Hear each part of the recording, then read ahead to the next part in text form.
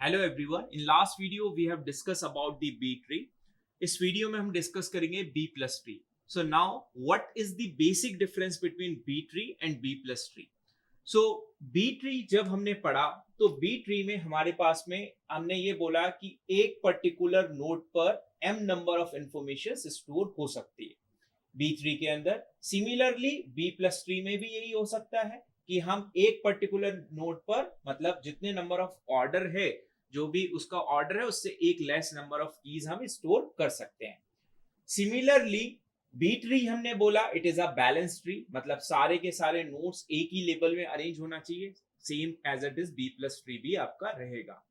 Now difference क्या है? Difference ये है कि बी ट्री के केस में जब हम कोई भी इंफॉर्मेशन को स्टोर कर रहे थे तो मेरी इंफॉर्मेशन इंटरनल नोड और एक्सटर्नल नोड कहीं पर भी स्टोर हो सकती थी। बट बी प्लस ट्री के केस में जो भी हमारी इंफॉर्मेशन होगी वो ओनली हमारी लीफ नोड पर इंफॉर्मेशन स्टोर्ड होगी। मतलब जो एक्चुअल की होगी मेरी एक्चुअल की, वो सारी की सारी एक्चुअल कीज मेरी रूट नोड लीफ नोड पर स्टोर्ड होगी, मतलब एक्सटर्नल नोड्स पर स्टोर्ड होगी। कोई भी एक्चुअल की मेरी इंटरनल नोड्स पर नहीं होगी। इंटरनल नोड्स पर सिर्फ और सिर्फ हम क्या करेंगे, वहां पर की तो होगी इंटरनल नोड्स पर, बट जो की है उसको आपको एक्चुअली लीफ नोड पर भी स्टोर करना पड़ेगा। इससे क्या बेनिफिट होगा? इससे बेनिफिट ये होगा कि अभी तक मैं क्या कर रहा था, अभी तक मैं बी ट्री के केस में जो इंफॉर्मेशन एक्सेस कर रहा था वो कहीं पर भी थी, आइदर लेफ्ट में भी थी राइट में भी थी। तो इससे क्या हो रहा था,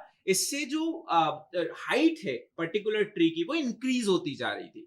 नाउ अब हाइट को इंक्रीज ना करते हुए हमने क्या किया कि लीफ नोड पर सारी की सारी इंफॉर्मेशन को स्टोर कर दिया। इससे क्या होगा कि डायरेक्टली यदि मुझे कोई भी एक्चुअल की रिक्वायरमेंट होगी तो मैं लीफ नोड पर आऊंगा, with the help of a link list data structure ये सारे नोट्स का अरेंजमेंट होगा और मैं अपनी इंफॉर्मेशन को फास्टर वे में as compare to B tree access कर पाऊंगा। नाउ यहां पे मैंने कुछ पॉइंट्स लिखे हैं। सबसे पहले हम पॉइंट्स पे देखते हैं। एवरी की that is required for the index must be present at the leaf node. मतलब जो भी इंडेक्सिंग के लिए बेसिकली आपका पर्पस क्या है, बी और बी प्लस ट्री का पर्पस है इंडेक्सिंग के लिए इसको यूज करते हैं कि मेन मेमोरी में आपके पास में क्या होता है, रूट नोड की इंफॉर्मेशन होती है और बाकी की सारी इंफॉर्मेशन कहां पे स्टोर होती है, सेकेंडरी मेमोरी में। क्यों? क्योंकि मेन मेमोरी हमारे पास में लिमिटेड है। जब मेन मेमोरी लिमिटेड है तो सेकेंडरी मेमोरी से हम इजिली एक्सेस कर सकते हैं। Now B tree in a B plus tree record can only be stored on the leaf node. मतलब जो भी रिकॉर्ड होगा वो कहां पे स्टोर्ड होगा, हमारा सिर्फ और सिर्फ लीफ नोड पर होगा। Point number 2, every leaf node must point two every leaf node. मतलब हर एक लीफ नोड एक दूसरे को पॉइंट करेंगे with the help of a link list data structure. Third point, all record pointers must be in the leaf node only. मतलब जितने भी record pointers होंगे जो कि इन दोनों को पॉइंट करेंगे, मतलब नेक्स्ट रोड को के लिए जो भी मतलब एड्रेस होगा वो रिकॉर्ड पॉइंटर कहां पे होंगे, सिर्फ और सिर्फ आपके लीफ नोड पर होंगे। Now internal node consist of the key and block pointers. Block pointer का क्या मतलब है? यहाँ पे ब्लॉक पॉइंटर का मतलब ये है कि जो भी उसके चाइल्ड है, चाइल्ड के इंफॉर्मेशन, मतलब चाइल्ड का पॉइंटर, मतलब यदि इसका एड्रेस 100 है, इसका 200 है, तो इस एड्रेस को स्टोर कौन कर रहा है? आपका ये ब्लॉक पॉइंटर स्टोर करके रख रहा है। ठीक है, तो रिकॉर्ड पॉइंटर आपके लीफ नोड पर हो गए, ब्लॉक पॉइंटर और कीज जो है आपकी इंटरनल नोड पर हो सकती है, बट एक्चुअल डेटा आपको कहां मिलेगा? एक्चुअल डेटा आपको लीफ नोड पर मिलेगा। Now next one is B plus tree is a best suitable for random access as well as the sequential access। देखिए random access मतलब हम फॉर एग्जांपल किसी पर्टिकुलर नोड को सर्च कर रहे हैं, तो यदि इस पर्टिकुलर रूट नोड से ग्रेटर है तो रूट नोड से ग्रेटर है तो हम राइट हैंड साइड पे चले गए, छोटा है तो लेफ्ट हैंड साइड में चले गए, क्योंकि यहाँ पे भी प्रॉपर्टी बाइनरी सर्च ट्री की फॉलो हो रही है। अब आप जब यदि पर्टिकुलर की को किसी को सर्च कर रहे हैं तो रेंडमली भी कर सकते हैं with the help of a binary search tree rule.